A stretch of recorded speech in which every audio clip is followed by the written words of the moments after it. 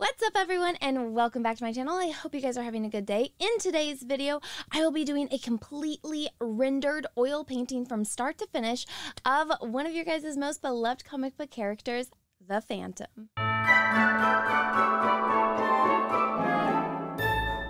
Now, before we get into it, let me just give you guys a little recap. In my previous video that's shown right up here on screen, I explained this entire project in a little bit more detail. So if you guys want to go watch it and get more of an explanation, the link is down below in the description of this video. But so basically, to summarize, I saw a bunch of Bruce Timm sketches and I was like, I want to turn these sketches into oil paintings because I'm a big Bruce Timm fan. I love his style. And he's drawn a lot of characters that I like Harley Quinn. So Harley Quinn is the very first one that I painted out of this, and I just took the sketch that I found online, I sketched out on canvas, and I turned that into a fully rendered painting. You guys can go watch the video on that. Now, after I was like, okay, well, I painted a girl, let me paint a boy, and I was like, what about the Phantom? So I looked up Bruce Timm's sketches of the Phantom, and I found this one. I was like, I don't really like it. I'm not really inspired. And then I saw this one. I was like, wow, this is awesome. Great composition. Love the dynamicness of it. I mean, I like his like stoic facial expression. I was like, this is the one. This is it. This is what I'm going to paint. So now that you guys know the backstory on it, let's go over to my desk and start painting. All right, now to start with my palette. Now, I'm actually not very comfortable painting with violets. I think violets are my least favorite color on the entire color wheel. It's not my go-to in any way, shape, or form. So that's actually one of the reasons why I chose to paint the Phantom, was because I knew that it was going to be a color composition that I'm not very comfortable with, and part of learning as an artist is to get out of your comfort zone. But as you can see, I do use a limited palette, and I was able to create all of these different colors with that limited palette. All of the colors I used are listed down below in the description of this video, as well as all of the supplies, and that is always going to be the case for every video that I make. But now that my colors are mixed, let's start painting. Okay, now I'm getting started painting, and as you guys can see, I start by just laying down all of the colors and then blending them in. Now, I really like doing this technique because it adds that softness and subtlety to the skin that I feel like I can't really get any other way. And I know this isn't the typical technique that people do, but it's the technique that I have learned that gets me the results that I want. And now going into the costume, or excuse me, the super suit of the character, like I said earlier, I'm not the most comfortable painting in violets.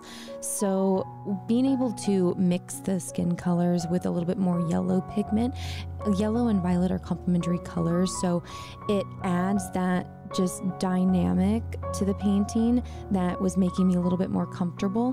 And I just like going in and adding high contrast, so I always like adding those rim lights, and I'm going to even intensify that later on when I get to the detail section. But as of right now, just with the face and the suit, I really like the results of it so far. And now I'm going in and I'm mixing the background color, which is going to be a nice sunset, and I'm also going to be using those colors for the mask and the eyes. And the reason why I do that is so that way it creates harmony between the background and the character. Now, as I was blending in the background, it kind of reminded me of like different cotton candies, and so I liked it, but there was something about it that I felt like it was missing something. And as you guys can see here, like I even go and signed it. I thought that I was done. I hung it up on my wall, and there was just something missing. And I realized, I'm like, well, the original sketch of the Phantom had like foliage behind it. So I went in and I added that, and guys, that was exactly what I needed to take this painting to the next level. And by covering up the background with the foliage and allowing, you know, the color to kind of like pop through, and then adding those colors into the character for highlights, just it really gave it that oomph. Like if you can see on the chin, I love it. I went in directly with orange, and I'm so happy. And then I did go in and I added black to the mask to add that contrast, because I really like high contrast, and it was a little bit too subtle for me. And so there you guys go. There is my painting. One eternity later. And just like that, guys, it's done. Look at that. Now I'm going to do some juicy cinematography shots of this, so stay tuned till the very end so you don't miss the final results. But guys, it's done. Now, it is actually been, I think at this point, over a year since I painted this, because when you do paint with oils, it takes a very long time to dry, and then once it dries, you have to varnish it, and then the varnish takes a long time to dry. So this isn't exactly the fastest process in the world, but it's the one that works for me and I like it. So just take in mind that if you are, looking to jump onto the oil painting endeavor, it's fun. You get lots of great results, but it does take time, so take that into consideration. But guys, I'm actually so happy with the way that this turned out, considering how much I really don't like violets. I actually love this, and I rarely ever like anything that I paint, so take that in mind. But guys, after all of this time, let me know what you think about all of this down below in the comment section. I think by the time this video is released, there will be prints of this available on Etsy, so you guys can go check that out. My link is down below in the description. Let me know what you think in the comment section. Smash the like button, smash the subscribe button, and now I've been talking enough. Let's take a look at the final result.